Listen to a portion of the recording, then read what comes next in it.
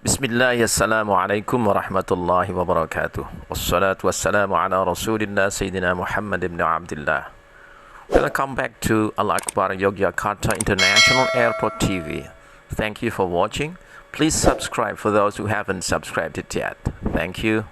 يا أيها الذين آمنوا استعينوا بالصبر والصلاة إن الله مع الصابرين.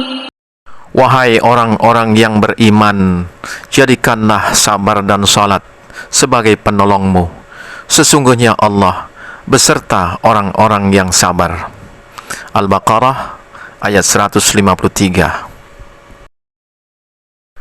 Pemirsa Al-Akbar Yogyakarta International Airport TV yang Allah rahmati, ayat 153 surat Al-Baqarah merupakan satu di antara 89 seruan atau panggilan Allah kepada mereka yang beriman.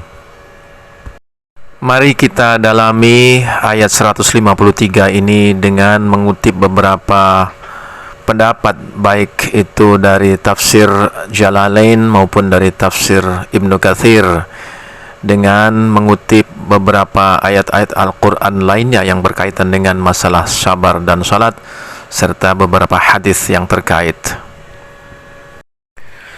Setelah menyampaikan penjelasan mengenai perintah bersyukur, Allah pun menjelaskan makna sabar dan bimbingan untuk memohon pertolongan melalui kesabaran dan salat.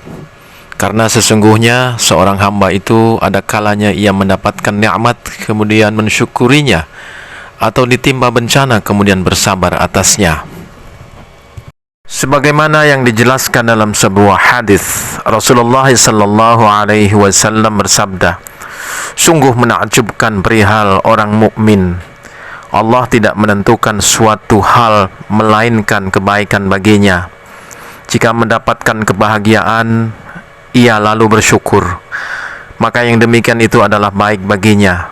Dan jika mendapatkan kesusahan, ia bersabar, maka yang demikian itu adalah baik baginya." Hadis riwayat Muslim. Ajaban li amril mu'min, inna amrahu kullahu khairun walaysa dzaka li ahadin illa lil mu'min, in asabathu sarra'u syakara fakana khairan lah, wa in asabathu dharra'u sabara fakana khairan lah. Rawahu Muslim. Allah subhanahu wa ta'ala juga menerangkan bahwa sebaik-baik sarana yang dapat membantu dalam menjalani berbagai musibah adalah kesabaran dan salat, sebagaimana telah diuraikan dalam firman Allah subhanahu wa ta'ala sebelumnya, yang artinya, dan mintalah pertolongan kepada Allah dengan sabar dan salat, dan sesungguhnya yang demikian itu sungguh berat kecuali bagi orang-orang yang khusyuk. Al-Quran surat Al-Baqarah ayat 45. Dalam hadis disebutkan bahwa Rasulullah sallallahu alaihi wasallam jika menghadapi suatu masalah maka beliau mengerjakan salat. Hadis riwayat Ahmad dan An-Nasai. Kesabaran itu ada dua macam. Pertama, sabar dalam meninggalkan berbagai hal yang diharamkan dan perbuatan dosa. Dan kedua, sabar dalam berbuat ketaatan dan mendekatkan diri kepada Allah subhanahu wa ta'ala.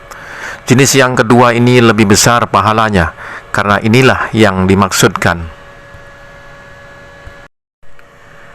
Ada juga kesabaran jenis ketiga, yaitu kesabaran dalam menerima dan menghadapi berbagai macam musibah dan cobaan.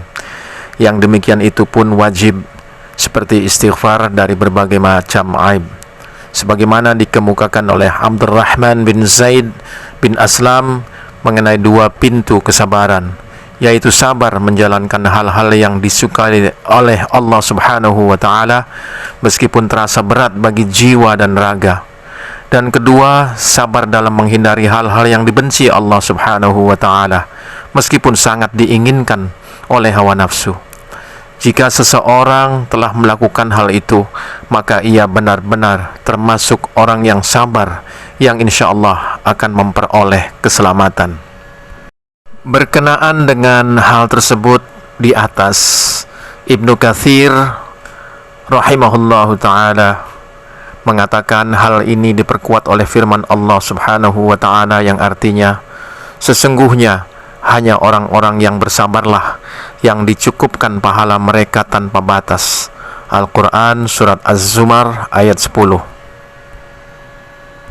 Sa'id bin Jubair mengatakan, sabar berarti pengaduan seorang hamba kepada Allah atas musibah yang menimpanya dan ketabahannya di sisi Allah dengan mengharapkan pahala darinya.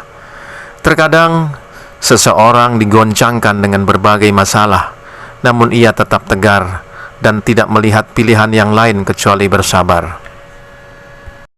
Demikian para pemirsa Al-Akbar Yogyakarta International Airport TV, uraian tentang sabar dan sholat sebagai penolong bagi kita orang-orang yang beriman. Semoga Allah senantiasa memberikan kekuatan bagi kita dalam menghadapi berbagai macam cobaan. Cobaan di dalam menghadapi musibah, dan kita diberikan kesabaran untuk menghadapinya, dan kesabaran di dalam menjalankan ketaatan kita kepada Allah Subhanahu wa ta'ala. Wallahu a'lam bissawab. Wassalamualaikum warahmatullahi wabarakatuh.